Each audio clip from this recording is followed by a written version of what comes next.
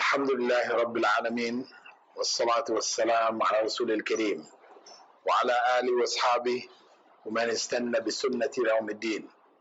All praise is due to Allah, and may Allah's peace and blessings be on the last Prophet Muhammad sallallahu alayhi wasallam, and on all those who follow the path of righteousness until the last day.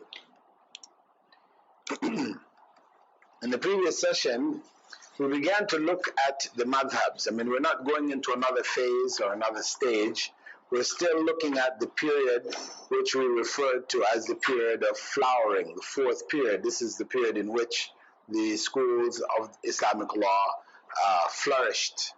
And we said one of the big factors was due to the state support of the scholars and a variety of number of other factors. Anyway, the point is that in the previous session, we looked at the madhab of Abu Hanifa,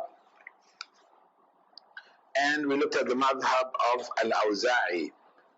These are two contemporaries, and we looked at the principles and the methodology of teaching used, and you can see some differences in terms of their approaches.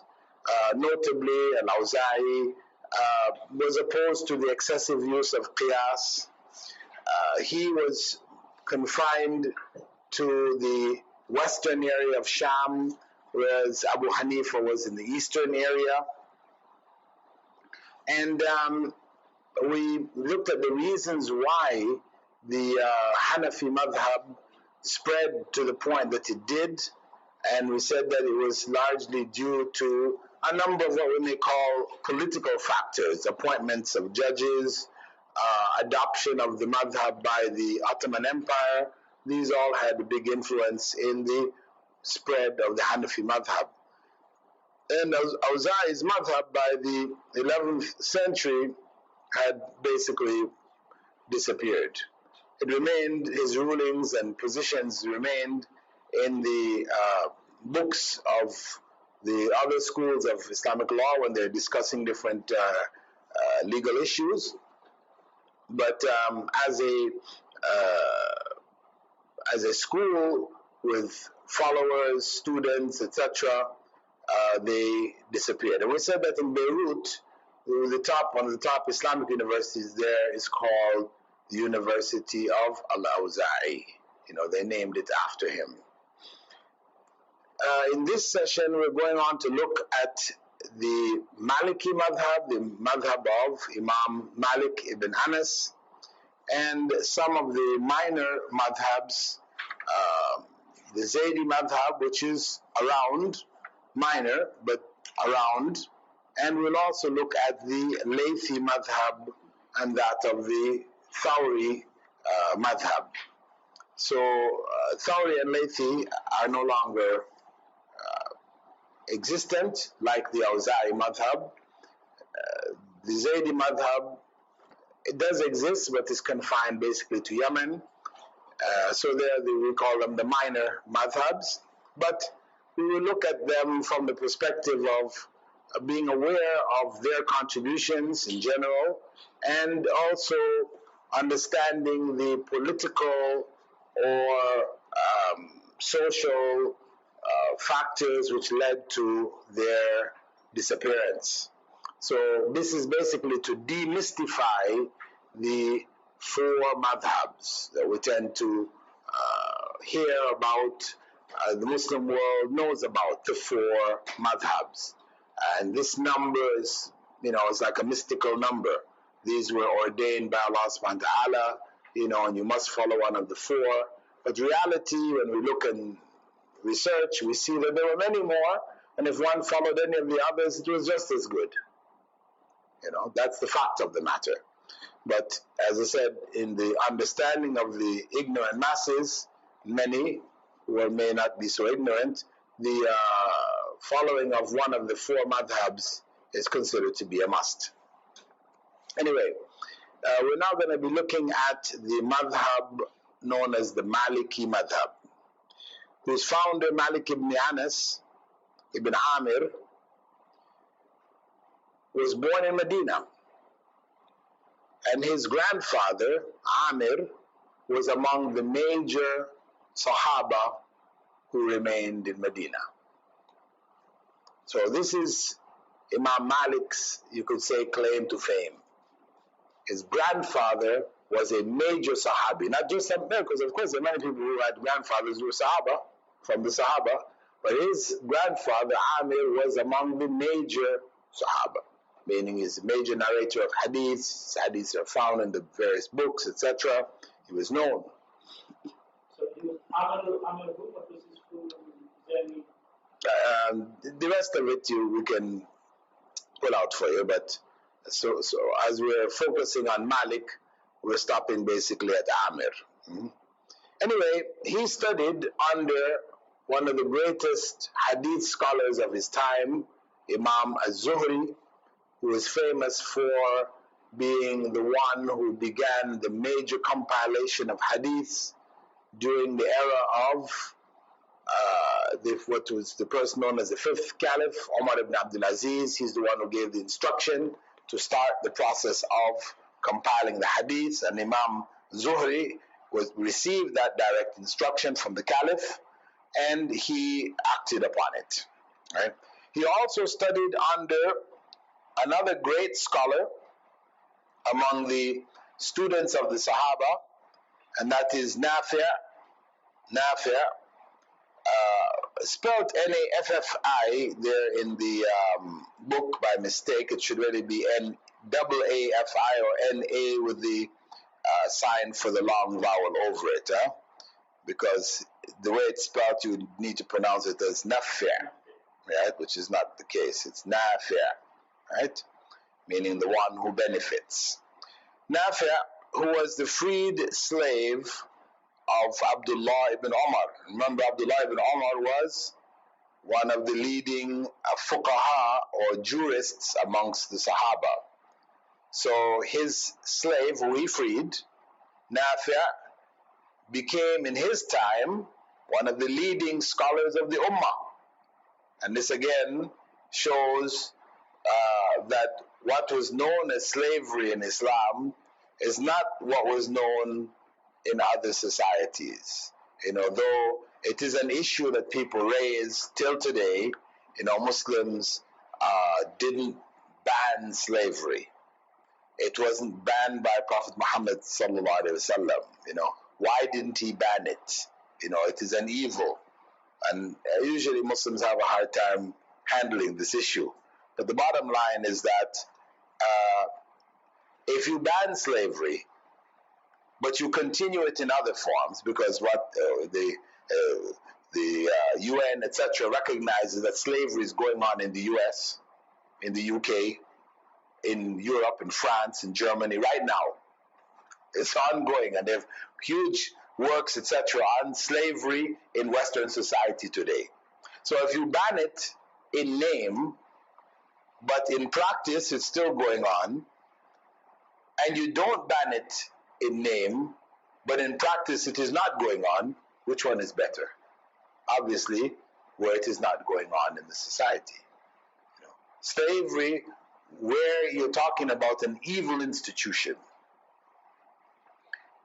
as it was understood in the Islamic context, we are really talking about what we may call more indentured labor. Somebody is stuck to your family, they work for you, but you are required to provide for them. You cannot harm them. If you harm them, the state will harm you, will punish you. There are great limitations placed, etc. So the point is that in these other societies, when a person was a slave, he could never hope to reach the top, the peaks of society. Many of the early Abbasid or later Abbasid rulers were sons of slave women. Their mothers were slave women, former slave women who were freed. So this is something in other societies. If your mother or your father was a slave, there is no way in the world you could ever become the head of state. It's unthinkable. Completely. Never happened. It's only in the Muslim states, empires, that we see people who were former slaves rising to the top where they become leading scholars respected by the society as a whole, or the caliph themselves, you know. So this is the example of Nafi'. And in fact, what is known as the golden chain of narrators, this chain which includes Nafi' from Abdullah ibn Umar, Malik narrating from Nafi' from Abdullah ibn Umar. This is called the golden chain, really the strongest chain of hadith. And in the middle of that chain is Nafi', the former slave of Abdullah ibn Umar. In Arabic they call him Mawla, that's what they use, right? Nafi' Mawla Abdullah ibn Umar.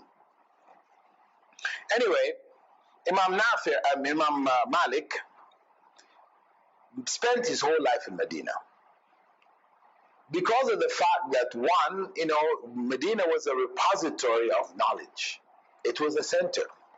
Sahaba had lived there and their children were born there, and the knowledge was handed down. There were so many people there of knowledge in Medina.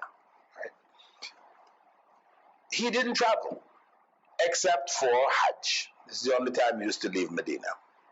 But he knew at the same time, though he didn't travel because there was such a large wealth of knowledge available there in Medina, that there was also hadiths which had left Medina, which he didn't have access to.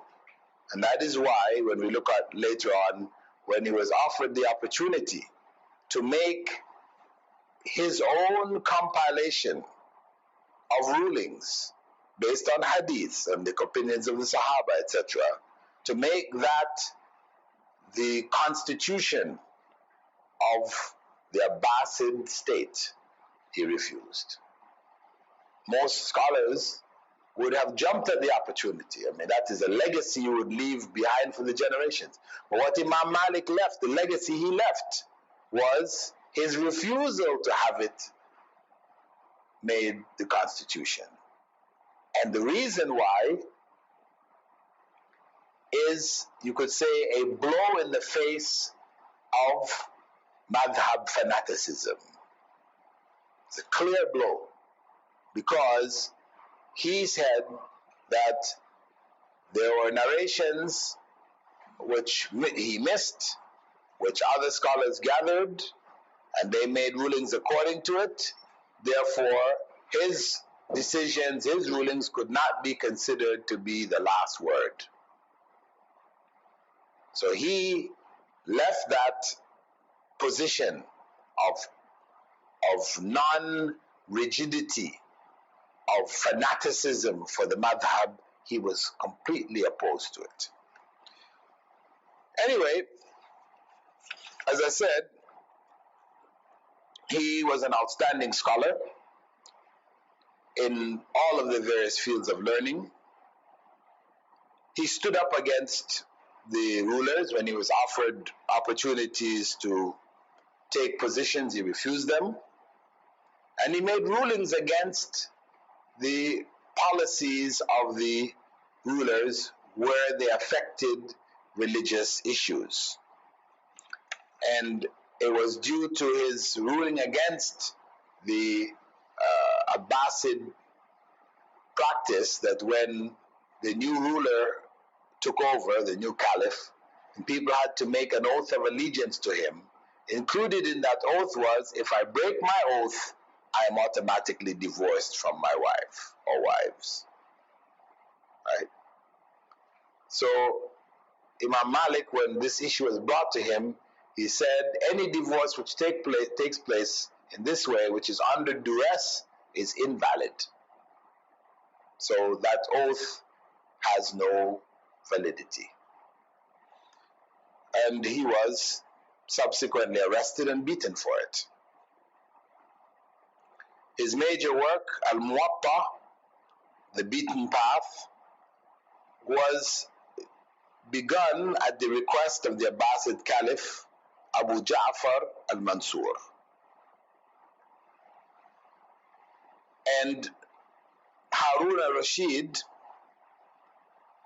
after Abu Ja'far, because after Abu Ja'far had this compilation done, and he's the one who requested Imam Malik to make it the rule for the whole of the state, Imam Malik refused.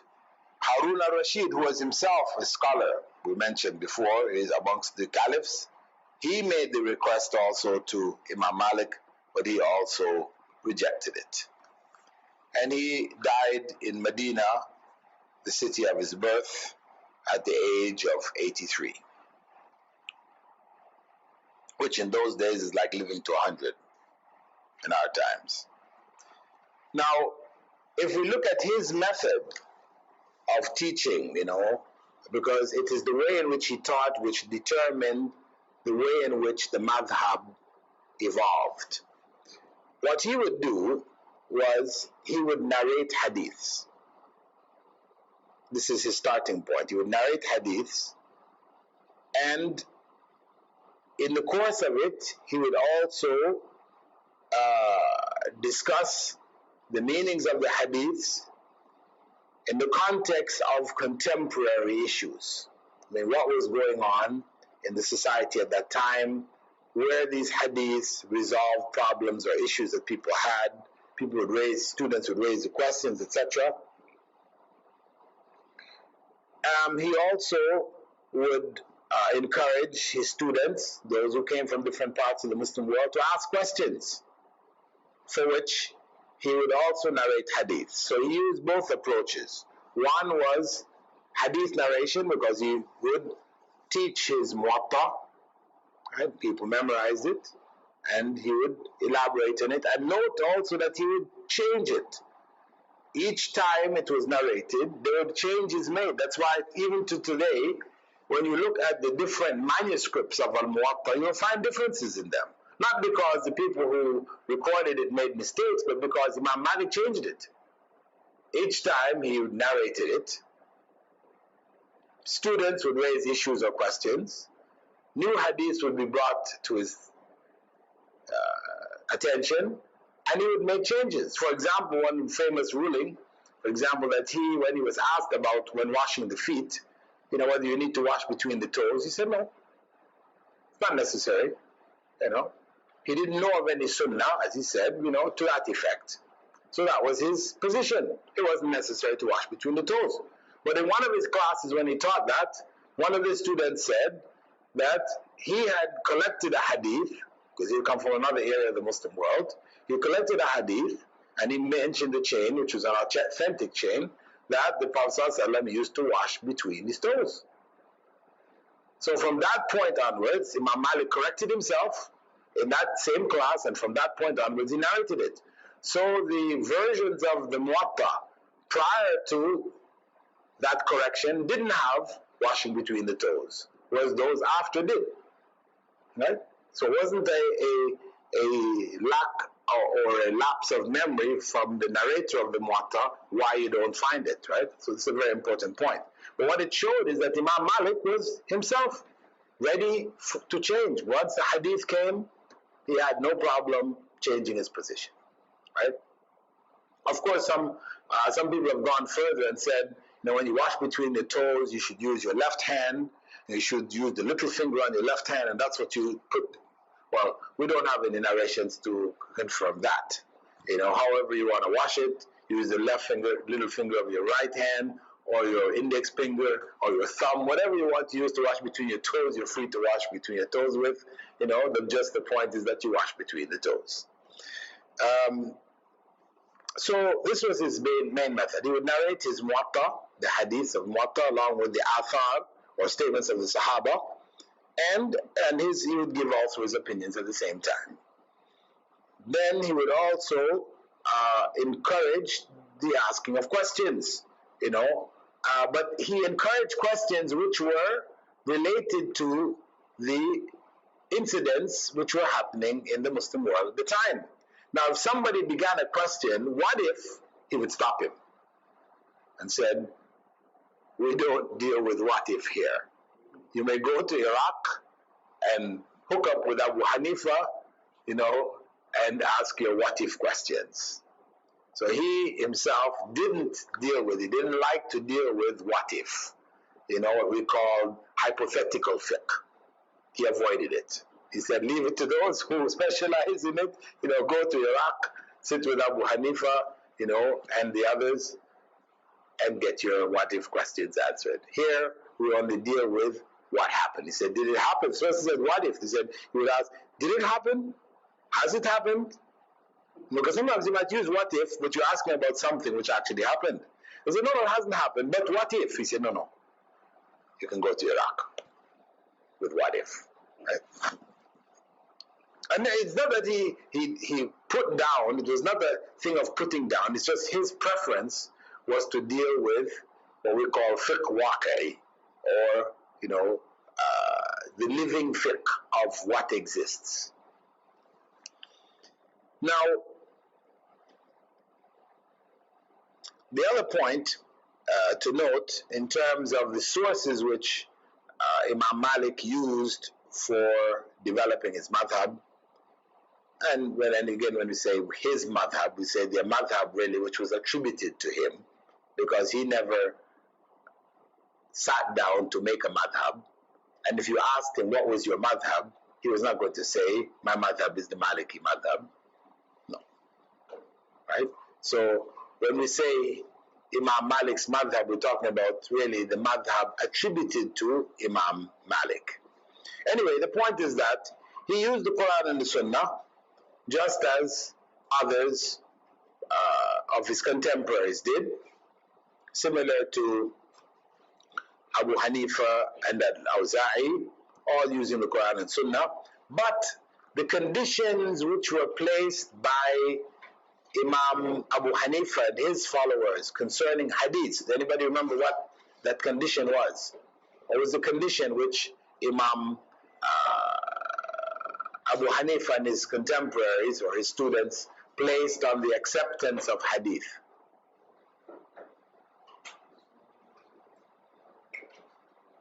That the hadith be well known, that the hadith be mashhur, right? Well known. Why? Why did he put this condition that hadith should be well known?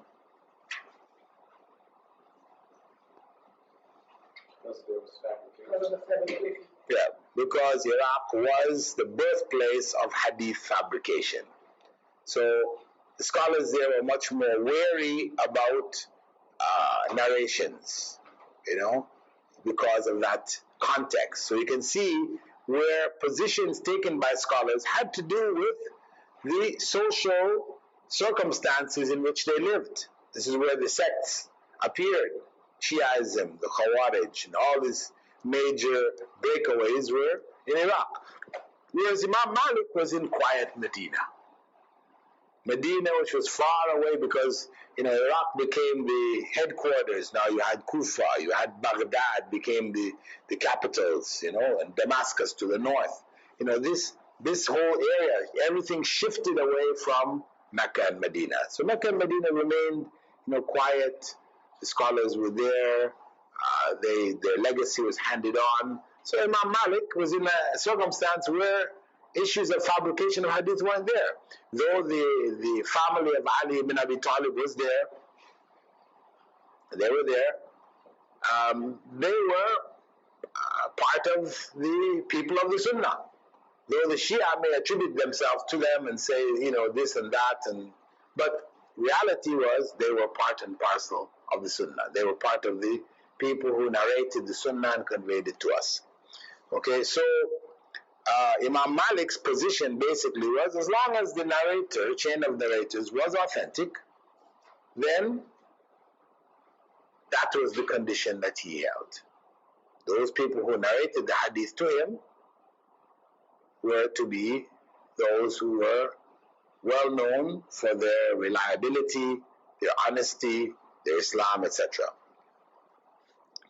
However, Imam Malik, after the Quran and Sunnah, because in other cases, like in the case of Abu Hanifa, after Quran and Sunnah, the next thing we had coming up was Ijma' of the Sahaba. Ijma' of the Sahaba. Whereas in the case of Imam Malik, what he brought in here was Ijma' of the people of Medina. They called it Amal Ahlul Medina, or the practice of the Medinites. Right? But basically what you're talking about was the ijma of the people of Medina. Right? So why did he take this position? Because from his perspective, he felt that Medina was where Prophet Muhammad ﷺ lived out the last 10 years of his life. This is the last 10 years of his life. This is where most of your hadiths, of legislative value, etc., were narrated. Now, the people of Medina were the descendants of the Sahaba. They were the Sahaba's children, their grandchildren, as Imam Malik himself was. So there was a living sunnah besides what was narrated as the words of the Prophet ﷺ. But what was going on in Medina during the Prophet ﷺ's lifetime, this was handed down. This is culture. So there's a cultural sunnah, custom and culture, which was handed down and not specifically narrated as words and deeds. So Imam Malik considered this to be, a highly authentic element of the sunnah. This is why he elevated it to that status above the ijma of the Sahaba. Right? So number 4 in line for him then was the ijma of the Sahaba. Right? In the text it said, Malik, like Abu Hanifa, considered ijma of the Sahaba as well as that of later scholars as the 3rd most important source of Islamic law, but that should be 4th. Correct it in your books. The 4th most important source of Islamic law. And he considered ijma not limited to the Sahaba. He considered that even after the time of the Sahaba, ijma did exist, was still valid. Later on we'll come to Imam Ahmed, who held, he alone amongst the 3 major scholars held that ijma was restricted to that of the Sahaba. After that, he also gave weight to the individual opinions of the Sahaba, right? And he included them in his text Al-Muwatta. He gave their opinions precedence over his own opinion, even when they differed. Even when they differed, if he was to choose, his opinion was in choosing which of their opinions he felt most relevant or most valid. So his opinion did come in, but it wasn't an opinion independent of that of the opinions of the Sahaba, where they differed. And all of this, when we look at this, Abu Hanifa doing the same thing, Imam Malik doing the same thing, we see this principle of what has come to be known as Salafiyah. This is the essence of when people talk about Salafiyah. People might misunderstand it to be something else, another madhab, extremist, harsh individuals who, club everybody else and tell them that they're off the path, because they don't follow the sheikh that they feel is the sheikh, they have other opinions or whatever, or they they have friendships with people who they consider to be off, Tablighi's or Ikhwanis or other Sufis, whatever, to have a friend, to be seen in their company, etc., that, drops you from the manhaj, as so to speak. So people tend to perceive Salafis in that light. But in fact, what is Salafiyah? Salafiyah is, the example of it is seen here in the approach of Abu Hanifa and Imam Malik, and all of the Imams really, where they would give precedence to the opinion of the generations before them, of righteous scholars, and it's in particular the opinions of the Sahaba, whether they all agreed or whether they differed. They gave precedence to it. Why? Because Prophet Muhammad ﷺ said, the best of generations is my generation. Best in what sense? Best, they're the most blessed. They're the most blessed because they were the repositories of knowledge, the knowledge which Prophet Muhammad ﷺ gave. They are the ones who then conveyed it to the world. Right? Or it is through them that it was conveyed to the world. So their understanding of the intent of the Quran and the Sunnah has to be the best understanding. That is the conclusion. You know? And on that basis, scholars then who follow that methodology would give opinions, give weight to their opinions over their own personal opinions, even when they differed. And that, in the essence, is Salafiyah. That is its essence. In terms of how you organize yourself and etc., these issues, whether you believe that you can revolt against the government or not, or these are all secondary issues. Because what you're going to find is that there were classical scholars from among them who joined revolts. What are we going to say about Al-Hussein? Right? If a person is to say, well, for you to endorse revolt against a ruler means you have become among the Khawarij, you are this. So what do we say about Al-Hussein? What do we say about Imam Zayd ibn Ali? We'll look at also, and others. Amir al-Sha'bi, when the leading Tabi'een, he joined in revolt against the rulers, where they were corrupt, obviously. There's not talking about, where rulers practicing and establishing, etc. We're talking about where they've deviated, rightly or wrongly. The point is that, yes, Abdullah ibn Zubair, in a sense, it is. You could look at it as also as being an aspect of revolt, meaning they didn't give the allegiance because this was in the process of giving the allegiance. They didn't give the allegiance and chose a different leader, right, who held his ground. Okay, so we can see that is not enough. That type of position is not enough to take one out of what we call Salafiyah. And it doesn't mean that every one of those before who held this position was correct. Because remember, Al-Hussein, though he took that position, his other brothers and relatives told him, don't do it. Don't do it. So he took that position, and we can say that in his part there was a mistake. But the point is that mistake didn't take him out of Salafiyah. That's what we're talking about. So even if a person took this position and we feel that he is mistaken in the position, that is not enough to take him out of what would be called Salafiyah, meaning basically following the way of the Sahaba and those who followed that way. Okay? The sixth pillar of the Maliki madhab was that of Qiyas.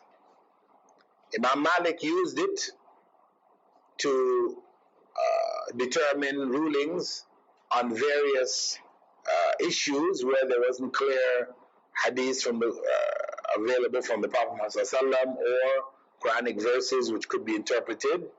No, he used this methodology of qiyas, deducing laws in the case where there weren't clear texts. Following that, he also added, again, related to the practice of the Medinites, what we call the custom of the Medinites. Now, what's the difference between the custom of the Medinites and what we call the practices of the Medinites? The difference here is,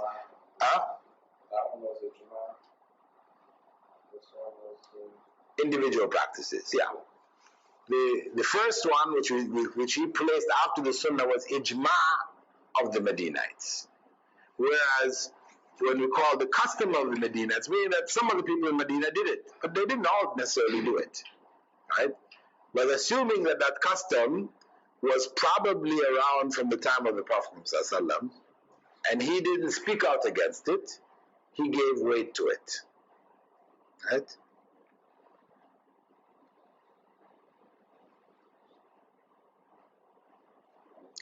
The last or second last principle is that of istislah or welfare, considering the welfare of the ummah or the community over what a law may imply or indicate. This confirmation of the welfare is considered to be an element of individual opinion and reasoning.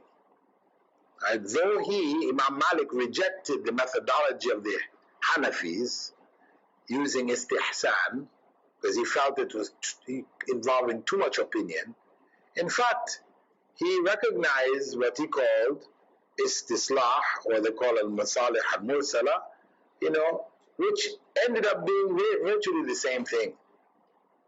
The example given of this is the case of the ruling of Imam Ali, the fourth caliph, that a group of people could be executed for murder committed by one among them. Yeah, you see, because the law says that the murderer is to be executed, the eye for the eye. But Imam Ali made the ruling that where people conspire together to do it, and one among them actually carries out the act, all involved may be executed as equally sharing in that act. Right? So the law, we said, legally speaking, if we look in the Sharia from the Qur'an and the Sunnah, all we find is the killer is to be executed. That's all we find. But taking a group for the act of an individual, we don't find it. Okay? So this was a ruling made by Caliph Ali ibn Abi Talib. Also, the right of the Muslim ruler to collect taxes from the rich, not from the poor. Collect additional taxes from the rich over and above zakah, where the circumstance requires it. Right? This would be considered amongst the principles, a product of istislah. Where the welfare of the society requires it, additional money taken from the rich. Because again, it's from the rich. So it's not harming the society as a whole. It's to benefit the society as a whole by taking from the rich, a minority amongst them, amongst whom wealth has become concentrated. So, because Allah, it's really taken from the principle of zakah being a means of circulating wealth. Allah describes it, Prophet ﷺ describes it like that. A means of circulating wealth. So if the wealth has not circulated enough, where it has concentrated in certain elements and the society as a whole is harmed, then it is the right of the ruler to step in and tax the rich to help the poor. Right? And this principle is also used, to stop, for example, people, though a person may have products which are of his own making, etc., and he has the right to sell it for whatever price he wishes. But this same principle allows the ruler to step in and set a price. If this item is a basic need in the society, and the high price that he's charging makes it inaccessible to the majority who need it, so the ruler may step in and set a price, which is a fair price, not to harm this individual, but to cut back on his major profits, right? Reduce his profit some, so that this item of need in the society is accessible to a greater number of members of the society. Again, looking at the welfare of the society as a whole. Okay? The last principle is that of custom, urf, which we found in the major 6 mentioned when we talked about the principles which evolved in the period of flowering, and we see it also in the listing of Abu Hanifa. The Imam Abu Hanifa's madhab utilize the same principle.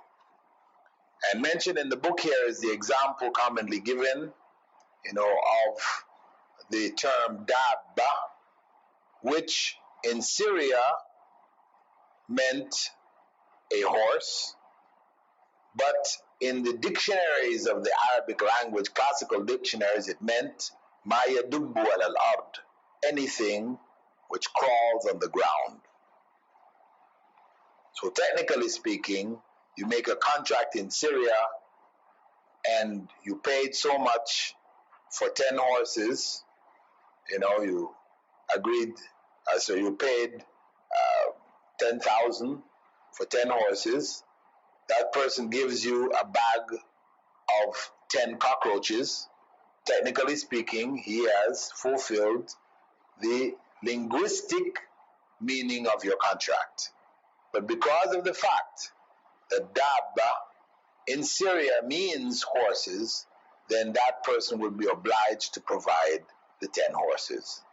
And 10 cockroaches would not be acceptable. Or rats or whatever else, right? The main students of Imam Malik's madhab, and of course one has to talk about main students because among his students were Imam Shafi'i and Abu Yusuf, main student of Abu Hanifa, as well as Muhammad ibn al-Hasan, right? al-Shaybani. These were among his students, big students, right?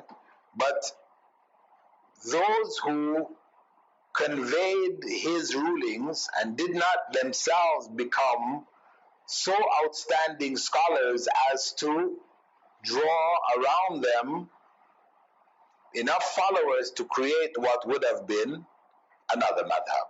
That's basically what it means.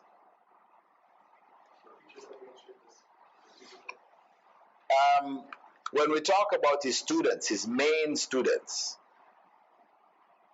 we mentioned 3 here. Actually, there are 3 others who were bigger students. The bigger students was Imam Shafi'i, Imam Abu Yusuf, and Imam al-Hasan and al-Shaybani, Muhammad ibn al-Hasan al-Shaybani. These were bigger students than the 3 that are mentioned here. So when we talk about main students, we mean really main students of Imam Malik who conveyed his rulings and didn't become independent in their own rulings to the degree that they became centers of learning, and scholars then elevated them to the point of being founders of another madhab. Right? So among them was Abu Abdurrahman ibn al-Qasim, and he is mainly known for the fact that he compiled the most extensive work on the rulings of Imam Malik, known as al-Mudawwana. In each of the schools you have a classical text which is considered to be the main text of the school. In the case of the Hanafi school, it's called Al-Hidayah. This has been published and translated into English and is available. It's quite a thick work, about this thick, and quite expensive. But it is available on the market today, Al-Hidayah. Originally there was a copy in circulation, which was translated by some Orientalists, British Orientalists, many years ago, before the turn of the century, right? But it was in Old English, older English, we would say, that this has been sort of updated, improved, revised, etc. This new version is now available. Al-Mudawwana, we don't have it in English, but it's a major work. in the madhab of Imam Malik, it is considered even more important than Imam Malik's book himself, Al-Muwatta. It's considered, meaning that the scholars draw their rulings more from there than from Al-Muwatta. So, for example, the practice of many Malikis to pray with their hands at their sides, you will find this where? In Al-Mudawwana. You'll find it in Al-Mudawwana. But you will not find it in Al-Muwatta. In Al-Muwatta, Imam Malik says, quoting the Prophet ﷺ, that the place of the hands, as was practiced by the prophets before, was right on left. Right on top of left. That was how the hands were to be placed in prayer. In Al-Mudawwana, they say that's okay in the Sunnah, but in the Fard, it's better to place it by your sides. Right? And of course, what's happened is that there is no authentic hadith to support that practice. Hands at the side. No authentic hadith. But the scholars of the Maliki madhab will try to deduce using linguistic implications to support the practice of hands by the side, as done by the Ibadiyya, the Khawarij of Yemen, as well as the Shia of Iran, Iraq, and of Yemen. The next leading follower, actually we're looking at only two of them, is Abu Abdullah ibn Wahb. And he, both himself and Abu Abdurrahman, went to Egypt, where they taught, right? After completing their studies with Imam Malik died. Ibn Wahb was appointed as a judge in Egypt.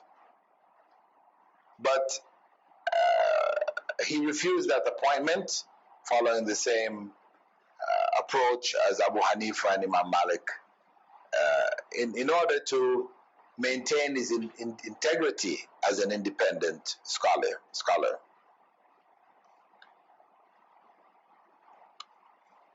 So, the followers of the Maliki madhab today, we can find them mostly in Upper Egypt, Sudan, North Africa, that's Tunisia, Algeria, Morocco, West Africa, that's Mali, Nigeria, Chad, and Ghana. It's not mentioned in the book, but Ghana also. And the Arabian Gulf states, in some of them, right, in Kuwait, in Qatar. Qatar, the official madhab of Qatar is the Maliki, of Dubai, actually, also Dubai and Abu Dhabi. Huh? What is it? Sharjah is the Hanbali madhab. Yeah. And that's mainly because the followers of Imam Muhammad ibn Abdul Wahhab, and the descendants of Al-Saud, who linked up with Muhammad ibn Abdul Wahhab to spread the revival movement in Arabia. When they were driven out of Arabia, they took refuge in Sharjah. So that's why that approach, non-Maliki approach, for example, they would say Salafi, closer to Salafi approach, is found in both Ash-Shariqa and in Ra's al-Khayma. Right? These are the two states that supported the movement directly.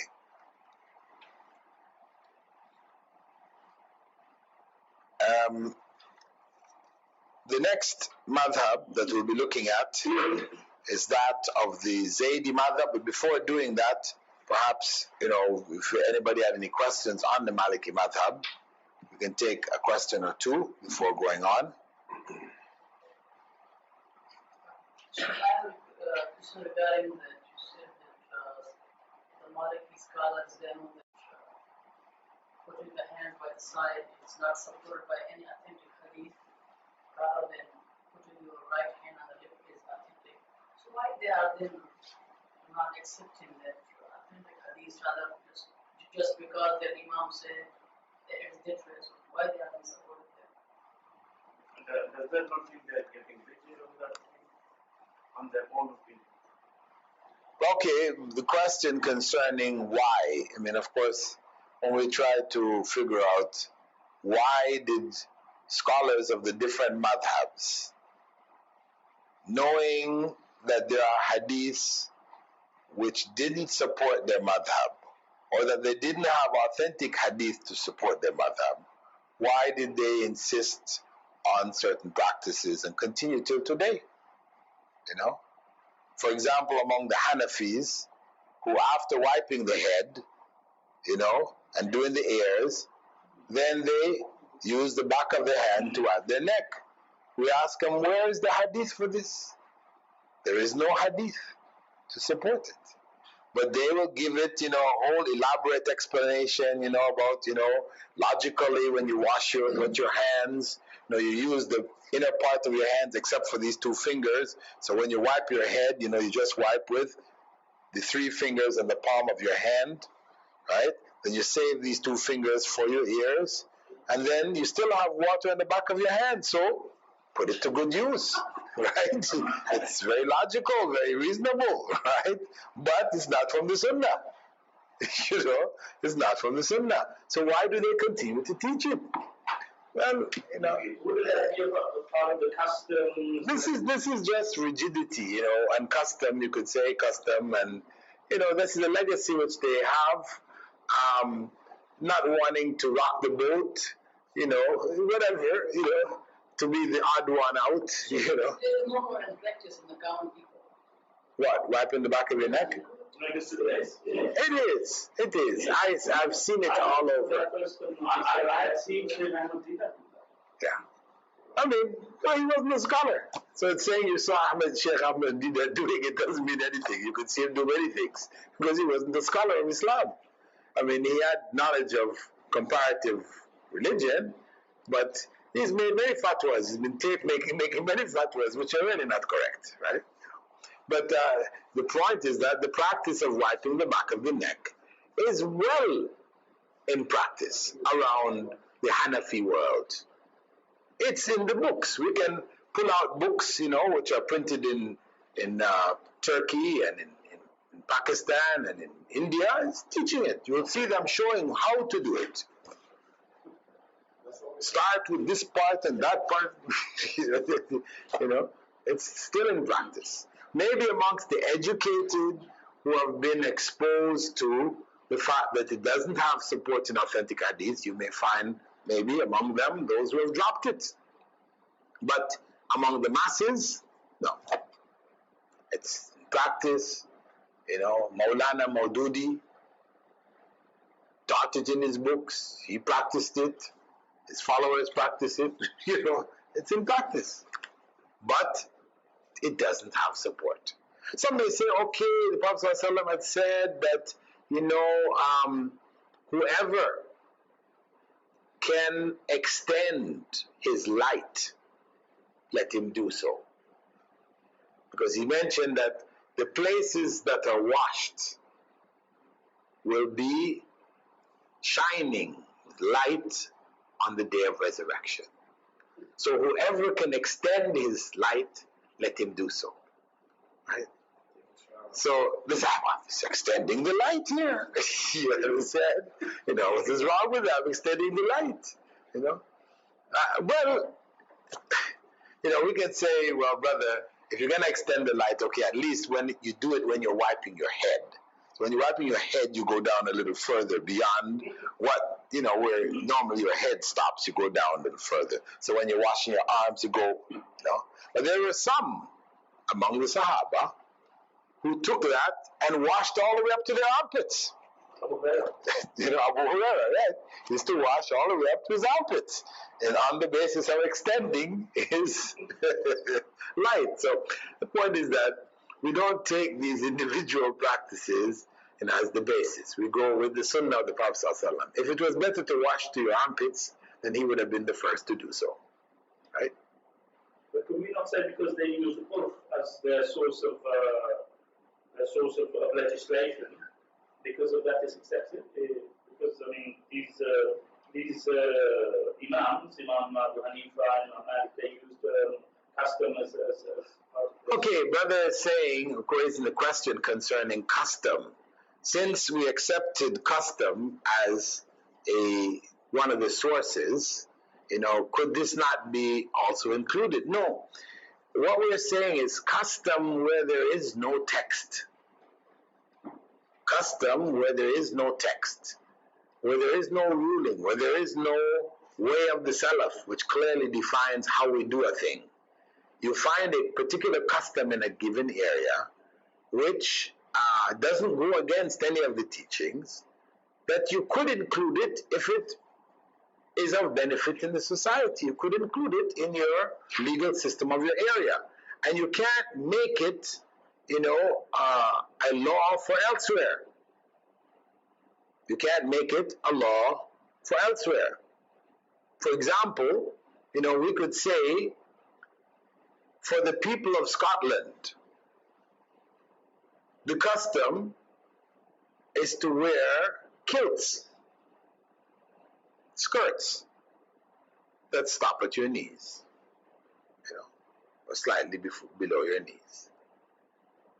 That, since that was the national custom there, it was the normal custom there, that, such a garment, though elsewhere may be considered to be looked at as dressing like a woman, and therefore not permissible, right? It is permissible there in Scotland, based on their custom.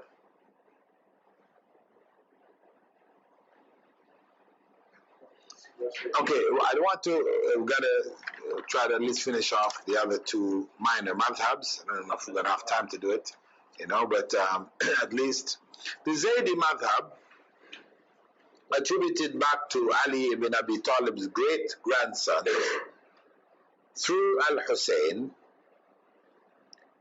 His father was Zain al-Abidin, we spoke about him before, was a great scholar, his son Zayd was born in Medina and became among the leading scholars from the family of Ali there. And he was a scholar of both hadith and of the Qur'an, narrating recitations of the Qur'an. He traveled, like scholars of his time, he traveled to various centers, whether it was to Kufa, to Basra, to Wasit, and he sat and exchanged views in discussions with Abu Hanifa, Sufyan al-Thawri, and other scholars.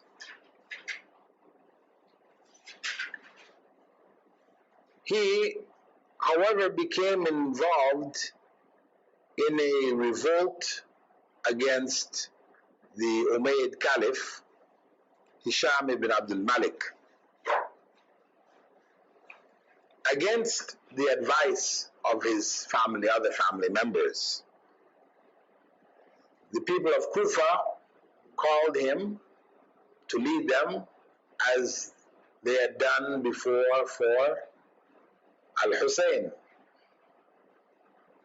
What happened was that when he came, and they rallied around him in large numbers, and in the course of his talks with them, etc., guiding them, they came to realize that he refused to curse Abu Bakr and Omar. So they rejected him and broke away. And he ended up with just a small number. And what happened is that the forces of the caliphate caught him. Hisham's army took advantage of the confusion which had developed in Kufa and made a surprise attack and wiped out Imam Zayd and his followers. Only about 400 people supported him and stuck with him. So he was wiped out. However, he, as we said, was a scholar whose mode of teaching in Medina was narration of hadiths. That was his approach. And he recited the Qur'an and would give its interpretation. And he would use the opinions of his contemporaries like Abdurrahman ibn Abi Layla. However, he didn't dictate or record his madhab himself. He didn't make any compilation. It was his students or students' who gathered it. Now, the main sources of law which were used, again, no different from Abu Hanifa, Imam Malik, Al-Awza'i, were the Qur'an and the Sunnah. These were the first two. The only thing with regards to the Sunnah is that his narration of the Sunnah was mainly from the family of Ali. That's where he narrated the Sunnahs from. Meaning attributing it back to Rasulullah ﷺ, but through his family members. However, what you do find is that the narrations which he gave all have comparative narrations in the books of the Sunnah through other Sahaba. So he wasn't been narrating another Sunnah. So there's a whole other Sunnah around. No. And that's why the Zaydi madhab is so close to those of the other four from among the well-known madhabs of the people of the Sunnah. He added, after the Sunnah, Aqwal Ali, or Ali's opinions. Imam Zayd considered it to be a part of the Sunnah.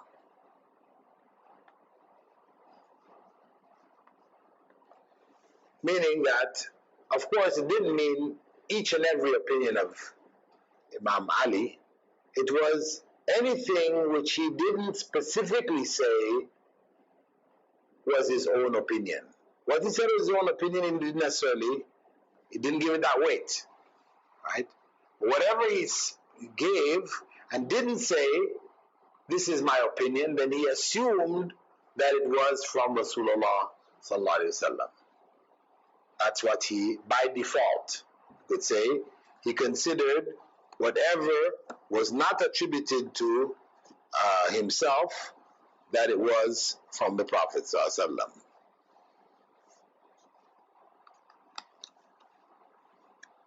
So you find, and just to confirm that he didn't just take Ali's opinions blindly, it is reported that Ali ruled that zakah could be collected from orphans. This was the position held by Ali ibn Abi Talib. However, Zayd ruled that it could not be. That zakah could not be collected from the orphans. He then, after the aqwal of Ali, or the narrations really, or statements of Ali which were not attributed to himself, he added after that the ijma' of the Sahaba. And that's why he accepted the leadership of Abu Bakr, Umar and Uthman, because the mass of people held them, accepted them as leaders, so that ijma' was sufficient for him. Though he felt that Ali was the better choice. That was a personal opinion. But where the mass of the people felt Abu Bakr was the better choice, Omar and Uthman were better choices, then he accepted that and didn't take it as a basis for speaking ill of them or considering that they stole the caliphate from Ali. After that, he used qiyas.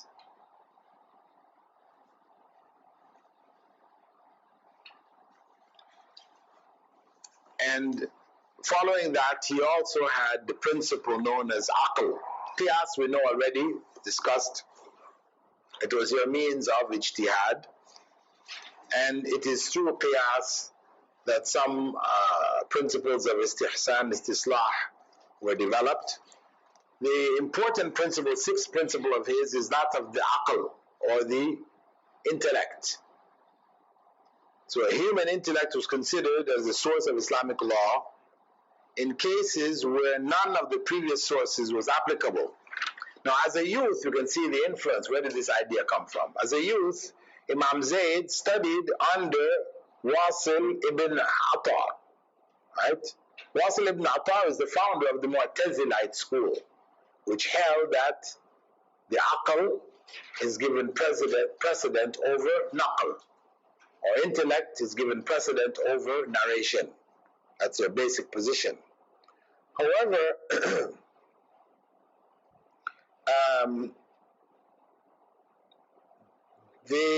as a result of that position, the Mu'tazilites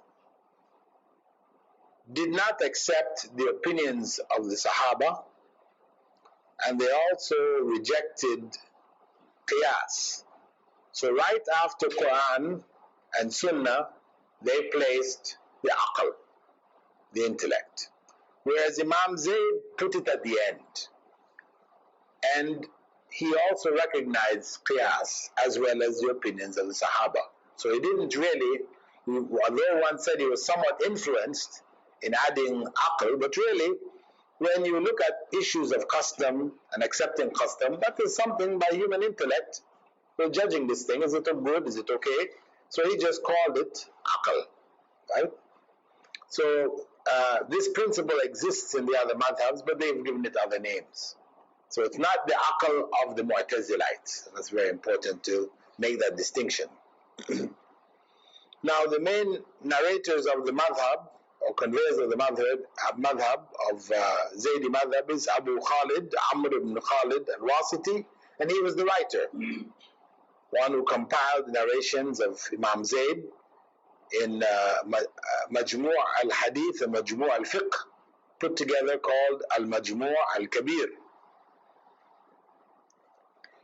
And the narrations there, as we said earlier, were mostly from the family of Ali, but these can be found in our famous book, Sihah al-Sitta, etc. You can find them.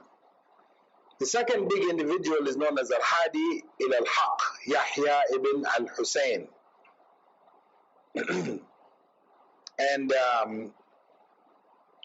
he actually, who is called Ibn al-Husayn, he is from the Hassani side of the descendants. Right? He's from the Hassani side.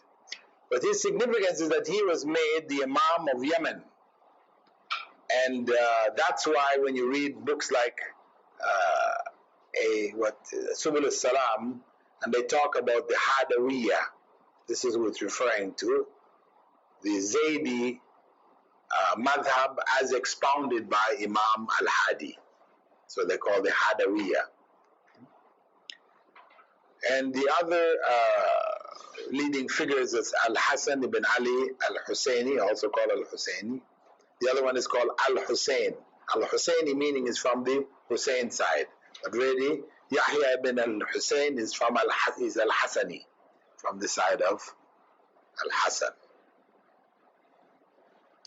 And the followers of the Zaydi madhab are mainly concentrated today in Yemen, where it is the major madhab of Yemen.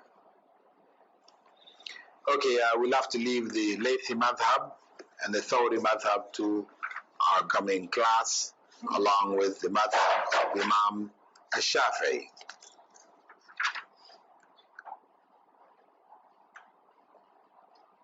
The reason why this madhab is restricted is because the fact that the only place where it was adopted was in Yemen. I mean, there was a state in the Caspian region, the region of the Caspian Sea, in southern Russia, which was a Zaydi state, which was set up for a while, but basically it was overcome in the period of the Ottomans, and the Hanafi madhab took over. So inshallah, if we don't have any, you have a question? The Zaydis, it's a bit confusing to me here now. How could they be part of the Ahl Sunnah and be part of Shia as well? Because when we talk of the Shia, we talk of the Zaydis, and when we talk of the madhabs of Sunni, we're talking of the Zaydis as well. I mean, where do they stand? Well, the Zaydis, we can say, are Shia in the sense that they favor Ali. There's a favoritism for Ali there. But they're from Ahl Sunnah in the sense that they recognize the Sahaba, they don't curse the leading Sahaba, and their fiqh is very similar. And the specific issues of the Shia that we talked about in our Aqidah class, where they declare the Sahaba to be apostates, etc., the major issues, and the Imamate, and what they have attributed to the Imamate, which we will look at, complete that inshallah on Thursday in our next class. What we find there is that these are missing. So those components which we will find amongst the 12 Imam Shiites, you'll also find it amongst the Buhras and the Aga Khanis and these kind of things. You don't find it amongst the Zaydis. Do Shia consider them as Shia? Yes, the Shia will consider them as Shia. And Sunni will consider them as Sunni as well. And the Sunni consider them as Shia, but Shia who are like Sunnis. Okay? The question? Same question. Alright? If there's no question from the women, we will close. Subhanakallahumma bihamdika. Nashhadu an la ilaha illa ant. Nastaghfiruka wa natubu ilayk.